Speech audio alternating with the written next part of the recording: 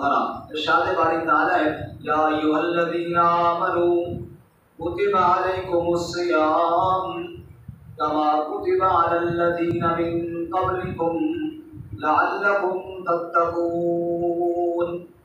اے ایمان والو تمہارے اوپر روزے فرض کر دیے گئے ہیں، کما کتب علی الذین من قبلکم جیسا کہ تم سے پہلے لوگوں پر فرض کیے تھے۔ حضرت موسیٰ علیہ السلام طور پر گئے 30 دن روزے رکھے اور پھر اللہ تعالیٰ نے 10 دن مزید رکھنے کا حکم دیا۔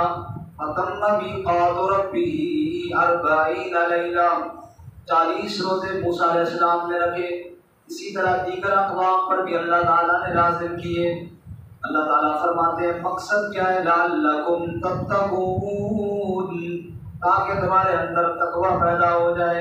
اب ذرا توجہ کرنا، صوم کا معنی ہوتا ہے رکنا۔ صوم کا کیا معنی جی؟ عربی میں روزے کو کیا کہتے ہیں؟ صوم، رکنا۔ تقوی کا معنی ہوتا ہے بچنا۔ تقوی کا کیا معنی جی؟ بچنا۔ اللہ فرماتے ہیں رکنا اس لیے لازم کیا تاکہ تم بچ جاؤ۔ رکنا اس لیے تمہارے اوپر لازم کیا لعلکم تتقون تاکہ تم بچ جاؤ۔ اب رکو ذرا، کھانے سے رکو، پینے سے رکو، غیبت سے رکو، جھوٹ سے رکو، بد نظری سے رکو، خیانت سے رکو، چوری سے رکو، دوسروں کا حق مارنے سے رکو۔ رکو رکو رکو رکو، کیا ہوگا؟ لعلکم تتقون جہنم کی آگ سے بچ جاؤ گے۔ یہ رکنا تمہارے لیے اتنا مفید ہے کہ یہ رکنا تمہیں بچانے کے لیے ہے۔ لعلکم تتقون تاکہ تم بچ جاؤ جہنم کی آگ سے۔ رسول اللہ صلی اللہ علیہ وسلم نے کیا ارشاد فرمایا؟ قال رسول اللہ صلی اللہ علیہ وسلم من صام رمضان ایمانا واحتسابا غفر له ما تقدم من ذنبه۔ رسول اللہ صلی اللہ علیہ وسلم نے ارشاد فرمایا جس آدمی نے رمضان کے روزے رکھے، ایمان کی حالت میں رکھے، ثواب کی نیت سے رکھے، اپنے رب کو راضی کرنے کے لیے رکھے، غفر له ما تقدم من ذنبه اللہ کریم اس کے پچھلے سارے گناہوں کو معاف فرما دیں گے۔ اتنا بڑا درجہ ہے، لیکن میں نے پہلے عرض کیا کہ رکنا پڑے گا اس میں۔ اب رکنے کے بارے میں حدیث سنیے، آپ نے ارشاد فرمایا من لم یدع قول الزور والعمل به جو آدمی جھوٹ بولنا نہیں چھوڑتا، جو آدمی غلط کام کرنا نہیں چھوڑتا، جھوٹے کام کرنا نہیں چھوڑتا، جھوٹے بولنا نہیں چھوڑتا، فَلَيْسَ لِلَّهِ حَاجَةٌ فِي أَن يَدَعَ طَعَامَهُ وَشَرَابَهُ آپ فرماتے ہیں اللہ کو کوئی حاجت نہیں کہ وہ کھانا چھوڑے اور پانی چھوڑے۔ گویا کہ اللہ کے نبی صلی اللہ علیہ وسلم فرمائے کہ جو صوم ہے، جو رکنا ہے، صرف روٹی اور پانی سے نہیں رکنا، یہ اللہ کی تمام نافرمانیوں سے اپنے آپ کو روکنے کا نام روزہ ہے۔ ایک آدمی روزے سے بھی ہے، جھوٹ بھی بولے جا رہا ہے، روزے سے بھی ہے، غیبت بھی کیے جا رہا ہے، روزے سے بھی ہے، گناہ بھی کیے جا رہا ہے۔ اللہ کے نبی صلی اللہ علیہ وسلم ارشاد فرماتے ہیں کہ صرف کھانا اور پانی چھوڑنے کا کیا مقصد ہے؟ حدیث پاک میں آتا ہے حضور اقدس صلی اللہ علیہ وسلم کے پاس شکایت آئی، 2 عورتیں انہوں نے روزہ رکھا ہے، حالت بڑی خراب ہو گئی ہے اور ایسی حالت ہو گئی ہے کہ توڑنے پر آ گئی ہے، مرنے کے قریب ہوتی ہے، اگر روزہ نہیں توڑتی تو آپ نے ان کو بلایا، آپ نے ایک برتن دیا اور ارشاد فرمایا اس کے اندر الٹی کرنے کی کوشش کرو اور قے کرو۔ انہوں نے برتن کے اندر جو قے کی اس میں انسانی گوشت کے ٹکڑے دکھائی دیے۔ آپ نے فرمایا کیا تم نے سحری میں گوشت کھایا تھا؟ کالی گوشت نہیں کھایا تھا۔ حضور نے فرمایا لوگوں ان 2 عورتوں نے روزہ بھی رکھا تھا لیکن غیبت سے باز نہیں آئی تھی۔ اور اللہ قرآن میں کیا فرماتے ہیں؟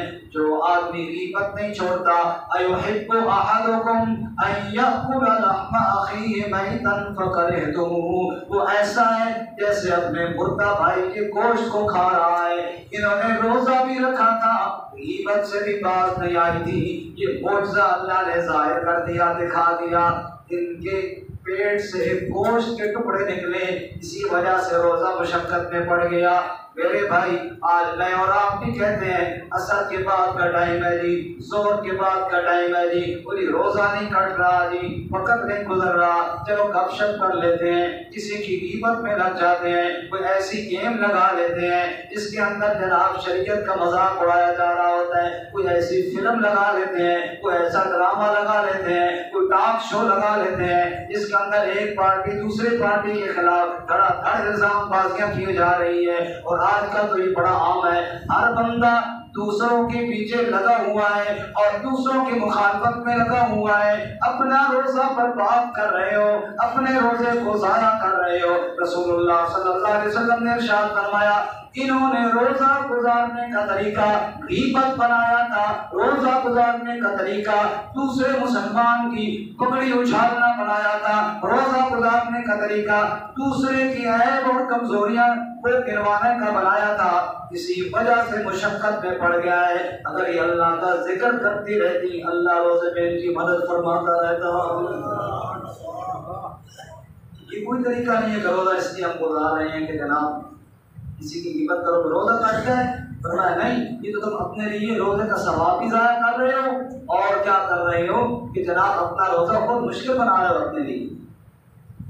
اور عجیب اتفاق ہے کہ ہمارے ملک میں سیاسی بھی سرگرمیاں بڑے عروج پر ہیں، رمضان کے روزے بھی ہیں، اور میرے معذرت کے ساتھ نوجوان ساتھی نادان ایک پارٹی والا دوسری پارٹی کے خلاف لکھ بھی رہا ہے، کر بھی رہا ہے اور بول بھی رہا ہے، ان کو کچھ ہوگا نہ ہوگا، میرے بھائی تیرا روزہ تو برباد ہو گیا، کیوں اپنے روزے کو برباد کر رہے ہو؟ یہ عبادت کا مہینہ ہے، یہ ذکر اذکار کا۔ رسول اللہ صلی اللہ علیہ وسلم نے کیا فرمایا؟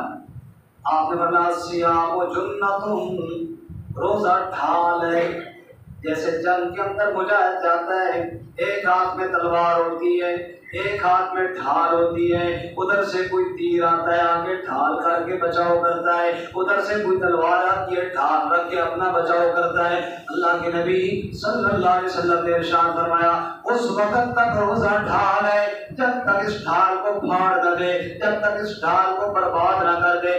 روزے والی ڈھال برباد ہوتی ہے غیبت کے ساتھ، ایک بندے کی پسے کشتہ برائیاں گروائیں گے۔ اللہ کا قرآن بھی کہتا ہے وَيْلٌ لِكُلِّ هُمَزَةٍ لُمَزَةٍ، جو عیب گو ہیں، دوسروں کے عیب بیان کرنے والے ہیں، دوسروں کی چغلیاں کھانے والے ہیں، وَيْلٌ ان کے لیے بربادی ہے، ان کے لیے ہلاکت ہے۔ میں چن چن کر دوسرے کے عیب بیان کر رہا ہوں، میں چن چن کر دوسرے کی غلطیاں بیان کر رہا ہوں، وہ تو اپنی غلطیوں کا خود حساب دے گا، میں اپنے آپ کو اللہ کی بارگاہ میں مجرم بنا کر اپنا روزہ ضائع کر رہا ہوں۔ حضور نے فرمایا روزہ ڈھال ہے جب تک اس کو پھاڑ نہ دیں، اذا کان یوم صوم احدکم، جب تم میں سے کسی آدمی کا روزہ ہو، فلا یرفث ولا یسخر، وہ نہ تو بے حیائی کا کوئی کام کرے، نہ غیر محرم کی طرف دیکھے، نہ غلط نگاہ کے ساتھ دیکھے، نہ جھگڑا کرے کسی کے ساتھ۔ اللہ کے نبی منع کر رہے ہیں نہ چیخو پکار کرے، نہ شور شرابہ کرے، نہ جھگڑا کرے کسی کے ساتھ۔ اور حضور نے فرمایا اگر کوئی اس کے ساتھ جھگڑا کرے، وہ جواب میں کہے بھائی تو کرتا رہے جھگڑا، میرا تو روزہ ہے، میں تو خاموشی اختیار کروں گا۔ اللہ میں عمل کی توفیق عطا فرمائے۔ روزہ معمولی عبادت نہیں، میرے اور آپ کی پچھلی جتنی زندگی گزری ہے، 30 سال گزرے ہیں، 50 سال گزرے ہیں، 70 سال گزرے ہیں، ان سارے سالوں کے گناہوں کی بخشش کا ذریعہ بن سکتا ہے بشرطے کہ ان آداب کا لحاظ رکھا ہے۔ کوشش کریں گے سارے ساتھی انشاءاللہ، اللہ مجھے بھی توفیق عطا فرمائے، آپ کو بھی توفیق عطا فرمائے۔ چھوڑیے ان پیسوں میں، چھوڑیے ان باتوں میں، ایک دوسرے کے خلاف کھینچتانی کر کر کر کر کے کسی کا کچھ ہو رہا ہو، اپنا بیڑا کیوں غلط کر رہے ہیں۔ آئیے روزے کے آداب کا اور روزے کی عظمت کو دل میں بٹھا کر اس کے آداب کا خیال کیجیے۔ خدا کی قسم اللہ کا قرآن بھی کہتا ہے، نبی کا فرمان بھی ہے، یہ روزہ ہمارے گناہوں کی بخشش کا ذریعہ بنتا ہے۔ رمضان کی اور عبادات میں دوسری اہم عبادت ہے قیام اللیل، جس کو آپ تراویح کہتے ہیں، رات میں اللہ کے سامنے کھڑا ہونا۔ غیر رمضان میں سستی ہو جاتی ہے، رمضان میں تو ماشاءاللہ کھڑے ہوتے ہیں کافی ساتھی، اللہ سب کو توفیق عطا فرمائے. جیسے یہ ہے کہ دوسرا دن کچھ بندے کٹ گئے ہیں جی 3 صدر لگی ہے نا. بس وہ میں یہ کہہ رہا ہوں کہ بڑا اونچا عمل ہے. ہوتا یوں ہے کہ یہ اکثر ایسے ہی ہوتا ہے کہ پہلے 3-4 دن تو ماشاء اللہ اللہ مزید توفیق عطا فرمائے لیکن مسجد فل ہو جاتی ہے، اور پھر آئندہ 5-6 دنوں کے بعد تھوڑا کچھ کمی آنا شروع ہو جاتی ہے. پتہ نہیں بندے بھی واپس گراں چلے گئے یا کوئی عید اعلان ہو گیا یا کوئی چکر ہے. ورنہ پہلے دن تو ماشاء اللہ کافی ساتھی تھے، دوسرا دن ہے کچھ ساتھی کم ہو رہے ہیں. تو وہ جو کم ہو رہے ہیں نا ان سے جو گزارش ہے کہ ابھی رمضان بہت سارا رہتا ہے، چھٹی نہیں ہوئی ہے، ابھی ماشاء اللہ کام جاری ہے، کوشش کریں گے نا سارے ساتھی اس کی. اور اس سلسلے میں ایک اور بات کے ساتھ ضمن عرض کر دوں وہ یہ ہے، بعض ساتھی فرض نماز کا ٹائم ضائع کر کے آتے ہیں. بس مقصد یہ ہوتا ہے کہ یار تھوڑی ریسٹ ہو جائے گی، تھوڑا کم پڑھ لیں گے. میرے بھائی وہ تراویح جو ہے وہ بڑے ثواب کی چیز ہے، لیکن فرض نماز سے تو کم ہے نا اس کا درجہ. آپ رمضان کے مہینے میں فرض نماز ہی ضائع کر رہے ہیں، جماعت ہی چھوڑ رہے ہیں. اس لیے خدارا اول وقت میں آئیں. یہ رمضان پتہ نہیں پھر نصیب ہوگا یا نہیں ہوگا، تو جماعت کے ساتھ کا مطلب نماز فرض تو ضرور پڑھیں، کوشش کریں گے سارے اس کی بھی. اللہ کرے مسجد اسی طرح بھری ہوئی ہو جیسے اب بھری ہوئی ہے. تو آپ کی قسم دل خوش ہو جاتا ہے رمضان میں فجر کی نمازیوں کو دیکھتے ہیں تو اللہ کرے پورے سال ایسے ہو جائیں. کیا ہی بات ہو، کیا ہی بات ہو. جب ہم خوش ہوتے ہیں مسجدوں میں جو آتے ہیں روزانہ، تو مسجدوں کا جو مالک ہے رب وہ کتنا خوش ہوتا ہوگا. جب اس کے گھروں کو یوں آباد کیا جاتا ہے وہ کتنا خوش ہوتا ہوگا کہ میرے بندے آ رہے بوڑھے بوڑھے بھی، بیمار بھی، معذور بھی آ رہے ہیں، جناب اللہ کے گھر میں جائیں اور عبادت کریں اور اللہ تعالیٰ کو راضی کریں. اللہ کرے یہ ذوق ہمارا پورا سال ہو جائے. خیر قیام اللیل رات کی عبادت یہ بھی بہت اونچا عمل ہے. کیا فرمایا رسول اللہ صلی اللہ علیہ وسلم نے؟ من قام رمضان ایمانا و احتسابا غفر له ما تقدم من ذنبه. جس طرح رمضان کا روزہ گناہوں کی بخشش کا ذریعہ ہے، ایسے ہی رمضان میں رات کی عبادت بھی گناہوں کی بخشش کا ذریعہ ہے. دن کا روزہ ہو، رات کو کھڑا ہوا رب کے سامنے قرآن کی تلاوت سن رہا ہو، بڑے محبت کے ساتھ، بڑے شوق کے ساتھ سن رہا ہو. میں نے ابھی آپ کو آیت سنائی تھی، روزے کا مقصد اللہ فرماتے ہیں تقویٰ ہے، تاکہ تمہارے اندر تقویٰ پیدا ہو جائے. یا اللہ قرآن کی تلاوت جو ہم رات کو سنتے ہیں تراویح میں، اس کا کیا مقصد ہے؟ اللہ کریم بتاتے ہیں قرآنا عربیا غیر ذی عوج لعلہم یتقون. قرآن سنتے سنانے کا مقصد بھی ہے تمہارے اندر تقویٰ پیدا ہو جائے. روزے کا مقصد بھی تقویٰ، تراویح میں قرآن سننے سنانے کا مقصد بھی تقویٰ. اتنے انتظام کیوں ہو رہے ہیں یا اللہ تقویٰ کے لیے؟ اللہ فرماتے ہیں سارعوا الی مغفرۃ من ربکم وجنۃ عرضها السماوات والارض اعدت للمتقین. جلدی کرو میرے بندو، دوڑ لگاؤ اللہ کی بخشش کی طرف، دوڑ لگاؤ مغفرت کی طرف، دوڑ لگاؤ رحم کے سمیٹنے کی طرف، دوڑ لگاؤ اس جنت کی طرف، دوڑ لگاؤ. عرض السماوات والارض، جس کی چوڑائی، جس کی وسعت ہے آسمان اور زمین سے بھی بڑھ کر ہے. اعدت للمتقین، وہ جنت میں نے تقوی والوں کے لیے تیار کی ہے. تم روزے کا اہتمام کرو، روزے کے آداب کا خیال کرو. تم راتوں کو میرے سامنے کھڑے ہو جاؤ، کبھی تراویح کے اندر، کبھی تہجد کے اندر. اللہ فرماتے ہیں تو سمجھو تم جنت میں جانے کے حقدار بن رہے ہو. اللہ فرماتے ہیں والذین یبیتون لربہم سجدا وقیاما. میرے تو بندے ہی خاص ہو ہیں جو راتوں کو کبھی قیام کرتے ہیں، کبھی میرے سامنے سجدہ کرتے ہیں، کبھی اپنی زمین پر رکھ کر میری تسبیح پڑھ رہے ہوتے ہیں، کبھی جھک کر کے میری تسبیح پڑھ رہے ہوتے ہیں۔ اے دنیا میں رہنے والے انسانوں، دن کا روزہ رکھو، رات کی عبادت کرو، میرے سامنے جھک جاؤ، قرآن پڑھو، قرآن سنو۔ اللہ کریم فرماتے ہیں جنت تمہارا انتظار کر رہی ہے۔ قُلْ يَا عِبَادِيَ الَّذِينَ أَسْرَفُوا عَلَىٰ أَنفُسِهِمْ لَا تَقْنَطُوا مِن رَحْمَتِ اللَّهِ، میرے گناہگار بندوں سے کہہ دیجئے اللہ کی رحمت سے مایوس نہیں ہونا، اللہ کی رحمت سے نا امید نہیں ہونا۔ ان اللہ یغفر الذنوب جميعا، تمہارے گناہ تھوڑے ہیں، اللہ کی رحمت بہت زیادہ ہے۔ اگر تم ان باتوں پر عمل کرو گے اللہ کریم تمہارے سب گناہوں کو معاف فرما دے گا۔ تو قرآن پاک بہت سمجھ کے لیے سنو۔ ہمارے پاس ساتھی تو پیچھے بیٹھے رہتے ہیں پہلی رکعت میں، جب امام صاحب رکوع کی طرف جائیں گے پھر پھٹک کر کے جناب شامل ہو جائیں۔ یہ کیا ہوا بھائی؟ چلے جاؤ پھر گھر جا کے سو جاؤ گے۔ اس سے تو یہی ہے نا کہ جان چھڑانے والی بات ہے۔ عبادت جان چھڑانے کے لیے کی جاتی، عبادت تو رب کی محبت میں ڈوب کر کی جاتی ہے، اللہ کی محبت میں ڈوب کر کی جاتی ہے، شوق کے ساتھ کی جاتی ہے۔ عبادت تو یوں کی جاتی ہے جیسے موسیٰ علیہ السلام سے رب نے ایک بات پوچھی تھی، انہوں نے آگے کئی باتیں کرنا شروع کر دی تھی کہ رب سے ہم کلام ہو رہے ہوں۔ حضرت سیدنا علی رضی اللہ تعالیٰ فرماتے ہیں جب میرا جی چاہتا ہے میں اپنے رب سے باتیں کروں تو میں نماز میں مصروف ہو جاتا ہوں، نماز میں اپنے اللہ سے باتیں کرتا ہوں، اور جب میرا یہ جی چاہتا ہے کہ میں رب کی باتیں سنوں تو میں قرآن پڑھنا شروع کر دیتا ہوں، قرآن میں میرے رب کی باتیں ہو رہی ہیں۔ اس لیے ساتھ میں آپ کو گزارش کروں، اور یہ گزارش نہیں کہ درد دل ہے، اور میری تو یہ کوشش ہے اور یہ خواہش ہے اللہ کرے ہر بندہ قرآن کو سمجھنے والا ہو جائے۔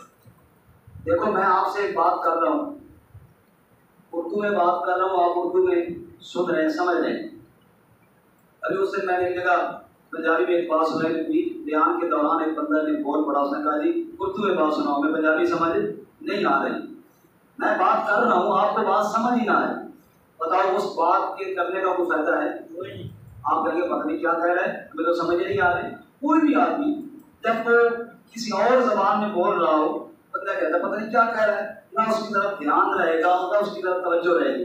بات کرنے والا جب بات کو سمجھائے گا، اگلے کو سمجھ آئے گی، تب بات کے کرنے کا فائدہ ہے۔ اللہ کریم قرآن میں فرماتے ہیں ھذا بلاغ للناس، لوگوں یہ جو قرآن ہے نا یہ میرا پیغام ہے تمہاری طرف۔ اب اللہ تعالیٰ نے ایک پیغام دیا عربی زبان میں، ہمیں عربی سمجھ کوئی نہیں آتی، تو ہم نے کبھی اللہ کے پیغام کو سمجھنے کی کوشش بھی نہیں، اللہ کے پیغام کو کبھی سمجھنے کی کوشش بھی نہیں کی۔ بتاؤ کتنی بڑی زیادتی کر رہے ہیں ہم اپنے ساتھ۔ کل اللہ کو کیا منہ دیں گے، دکھائیں گے، اور اللہ کو کیا جواب دیں گے؟ اس لیے میں نے اس دن بھی واقعہ سنایا، ایک آدمی کہہ رہا تھا کہ والدہ نے بلایا بیٹا یہ فلانا کام کرو، اس نے آگے سے کہا کہ میرے پاس ٹائم نہیں۔ کیوں نہیں ٹائم؟ کہ میں تلاوت کر رہا ہوں اور میں نے اتنے سپارے پورے کرنے ہیں۔ میں نے کہا بیچارہ اچھا کام اپنے طور پہ کر رہا ہے، لیکن کسی قرآن کو اگر سمجھ لیتا نا تو والدہ کی آواز پر لبیک کہتا ہوا جاتا۔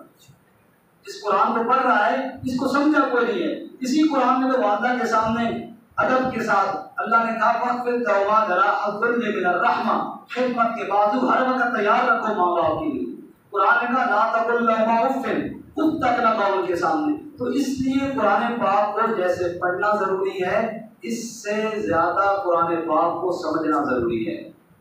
الحمدللہ اس علاقے کے اندر یہ تکبر نہیں، تحدیث پہ نعمت کے طور پہ کہتا ہوں، اپنی مسجد میں تو ہے ہی ہے، اس مسجد میں الحمدللہ ارد گرد کی کئی مساجد میں میں نے درس قرآن شروع کرایا ہے، اللہ قبول فرمایا۔ درس قرآن کا مقصد یہی ہے کہ لوگوں کو قرآن کریم کے ساتھ جوڑا جائے، اور آپ سے بھی یہ میری گزارش ہے اگلا سال رمضان کا پتہ نہیں ہم میں سے کون زمین کے اوپر ہوگا اور کون زمین کے نیچے ہوگا، یہ سال رمضان کا ہے، اس سے فائدہ اٹھائیں اور قرآن پاک کو تراویح میں سنیں، اور صبح قرآن پاک کی تفسیر بھی سنیں کہ قرآن نے ہمیں کہا کیا ہے، اللہ تعالیٰ نے جو ہمیں رات کو سنایا گیا ہے اس میں ہمیں فرمایا کیا ہے، اللہ کا ہمیں حکم کیا ہے۔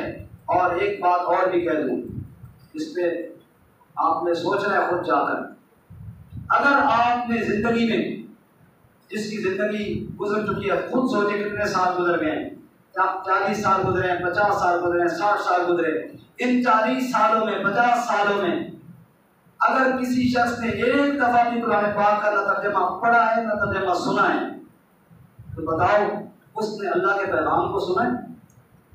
انصاف سے بتاؤ۔ تو کوئی کل قیامت کے دن رب کو کیا کہے گا کہ یا اللہ تیرا پیغام آیا تھا میرے پاس یا نہیں آیا تھا؟ اور اہل محلہ جو آپ ہیں، آپ پہ حجت ہے کہ جب قرآن پاک کا بیان ہوتا ہے آپ پہ لازم ہے کہ آپ سنیں اور سمجھیں کہ رب کا کیا پیغام ہے، اور جب سمجھیں گے پھر انشاءاللہ عمل کی بھی توفیق ہوگی۔ تو سارے ساتھی اس کی کوشش کریں گے نا انشاءاللہ، اللہ تعالیٰ عمل کی توفیق عطا فرمائے۔